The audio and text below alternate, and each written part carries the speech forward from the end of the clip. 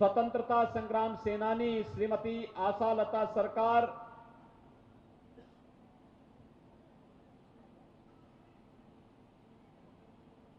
नेताजी सुभाष चंद्र बोस,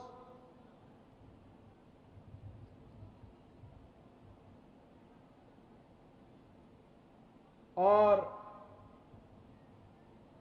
स्वामी विवेकानंद को पैदा करने वाली धरती है। रामकृष्ण परमहंस की आध्यात्मिक साधना से पवित्र धरती है। स्वामी विवेकानंद को पैदा करने वाली धरती है। भारत को राष्ट्रगान और राष्ट्रगीत देने वाली धरती है। और अगर मैं कहूं,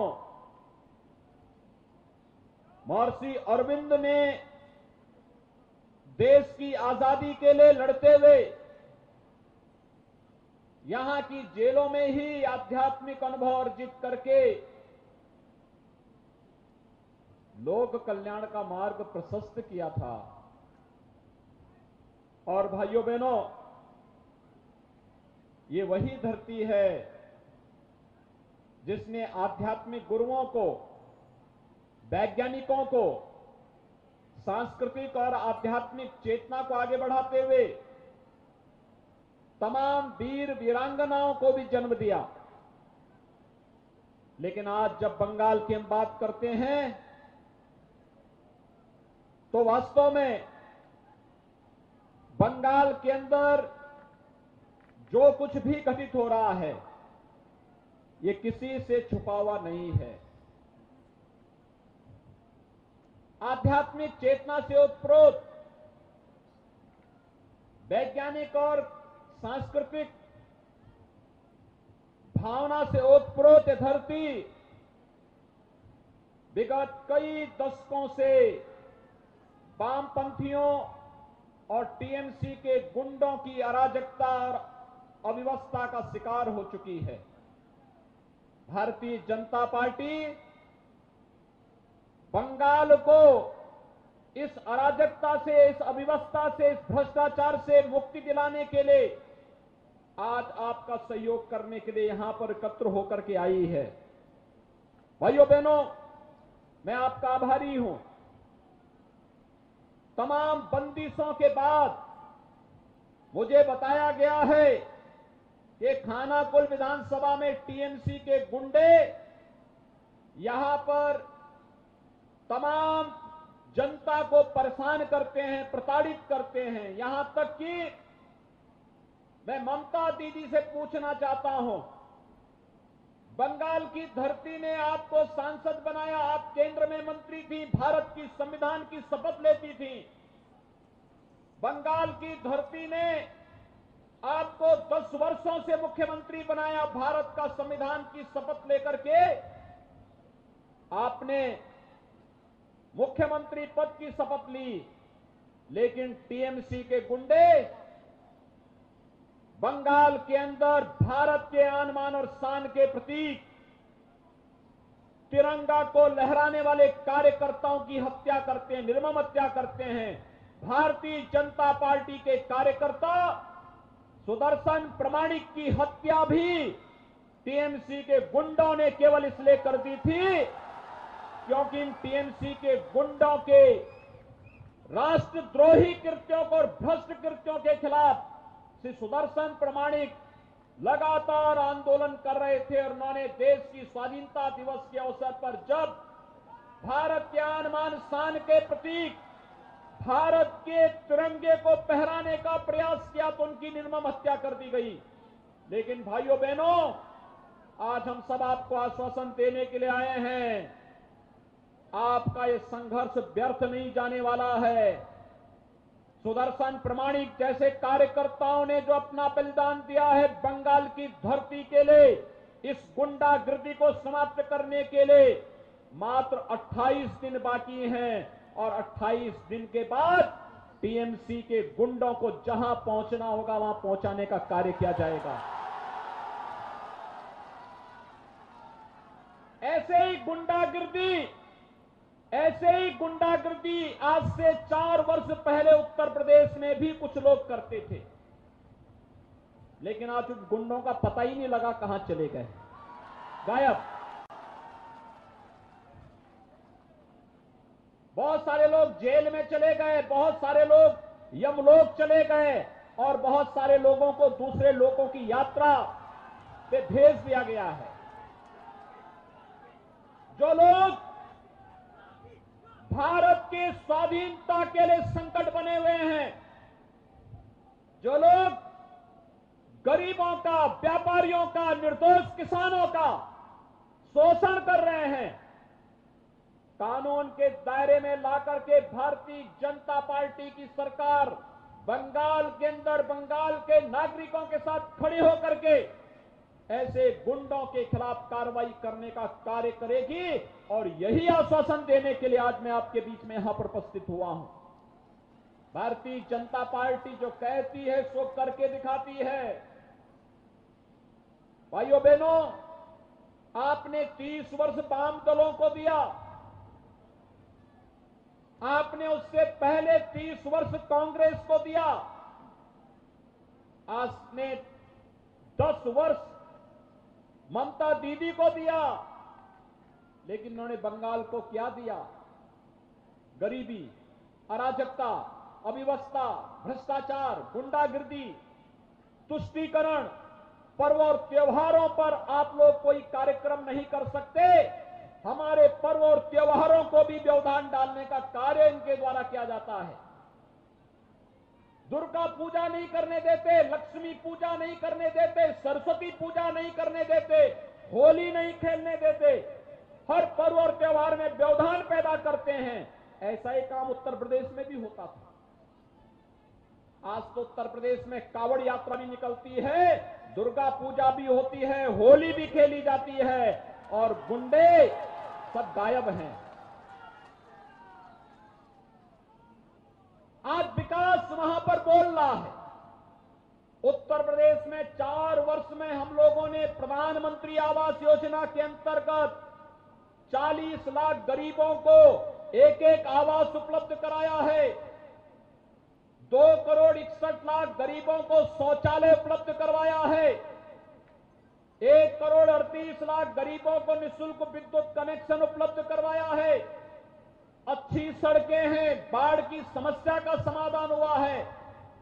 4 लाख नौजवानों को उत्तर प्रदेश सरकार में सरकारी नौकरी और 1.5 करोड़ नौजवानों को प्राइवेट सेक्टर में नौकरी देने का काम उत्तर प्रदेश के अंदर हम लोगों की सरकार ने, भाजपा की सरकार ने किया है। हर गरीब को मुफ्त में राशन, हर गरीब को 5 लाख रुपए की स्वास्थ्य बीमा का कवर, हर किसान को 6,000 रुपए सालाना प्रधानमंत्री किसान सम्मान निधि का लाभ और हर महिला के सम्मान की रक्षा उत्तर प्रदेश के अंदर आज भारतीय जनता पार्टी की सरकार कर रही है।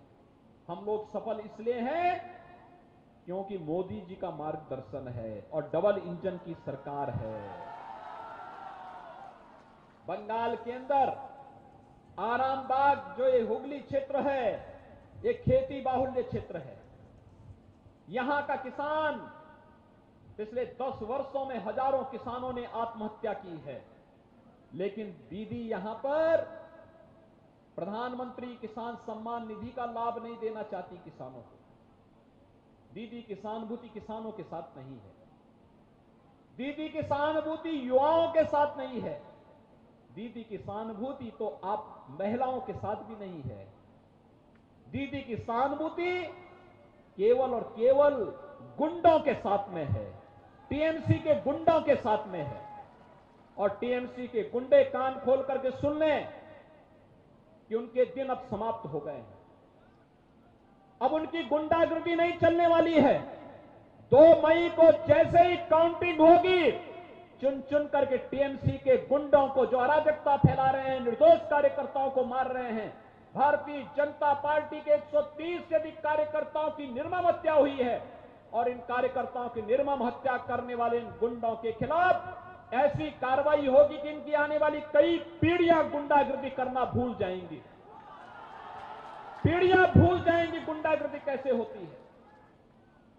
और यही कहने के लिए आज मैं आपके बीच आया हूं कि बहन यहां पर ममता दीदी की रुचि विकास में नहीं है और न उनकी सहानुभूति यहां की महिलाओं के साथ, यहां के युवाओं के साथ, यहां के किसानों के साथ में है।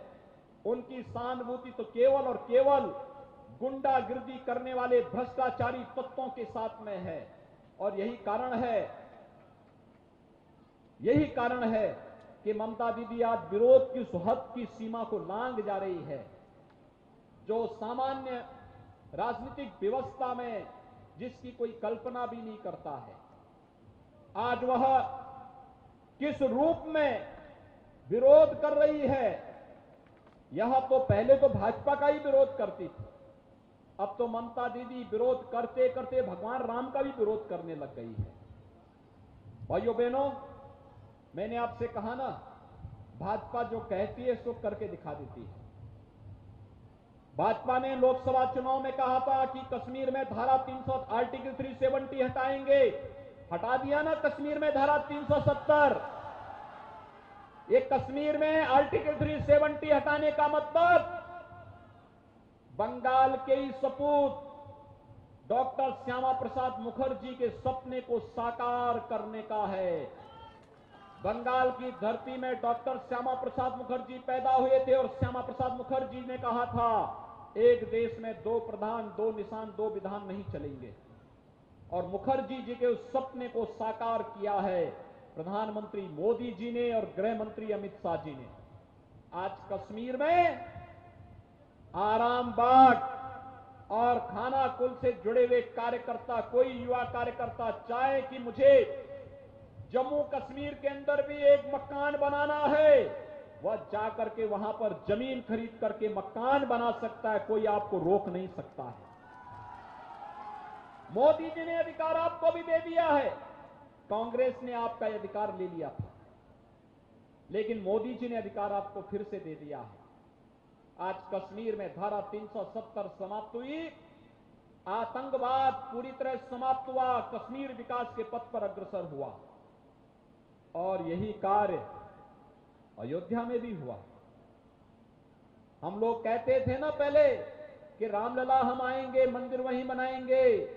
लोग कहते थे कि मंदिर कब बनेगा। अब तो अयोध्या में 5 अगस्त 2020 को प्रधानमंत्री मोदी जी ने अयोध्या में भगवान राम के भव्य मंदिर के निर्माण का शुभारंभ भी कर दिया है।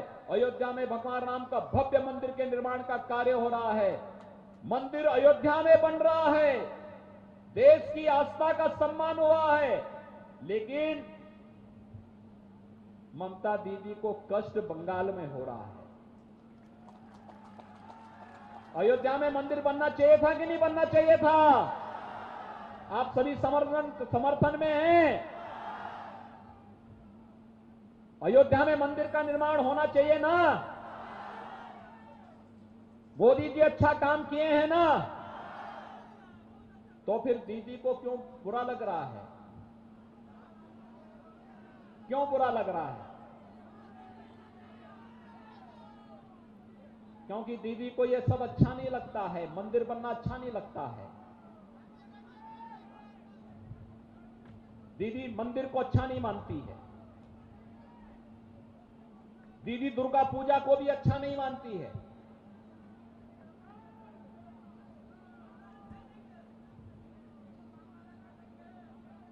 और इसलिए भाइयों बहनों, मैं आप सबसे अनुरोध करना चाहूंगा, जैसे अयोध्या में भगवान राम के भव्य मंदिर के निर्माण का मार्ग प्रशस्त किया बीजेपी ने, भगवान राम भारत की आस्था के प्रतीक हैं, ऐसे ही भारत के इस राष्ट्र मंदिर को भव्यता प्रदान करना ये तभी संभव होगा जब हर नागरिक के जीवन में खुशहाली आएगी, हर गरीब को शासन की सुविधा का लाभ मिलेगा, योजनाओं का लाभ मिलेगा, विकास की प्रक्रिया के साथ हर व्यक्ति जुड़ेगा, महिलाओं का सशक्तिकरण होगा, युवाओं को रोजगार मिलेगा, किसान जो कर्ज तले दबा हुआ है उस किसान को प्रधानमंत्री किसान सम्मान निधि का लाभ मिलेगा। और ये कार्य केवल और केवल भारतीय जनता पार्टी कर सकती है। जहां पर भारतीय जनता पार्टी की सरकारें हैं, वहां पर भारतीय जनता पार्टी ने वो कार्य करके दिखाया है। और आज मैं आपका आह्वान करने के लिए आया हूं, आप सभी लोग भारतीय जनता पार्टी के हमारे सुयोग्य प्रत्याशी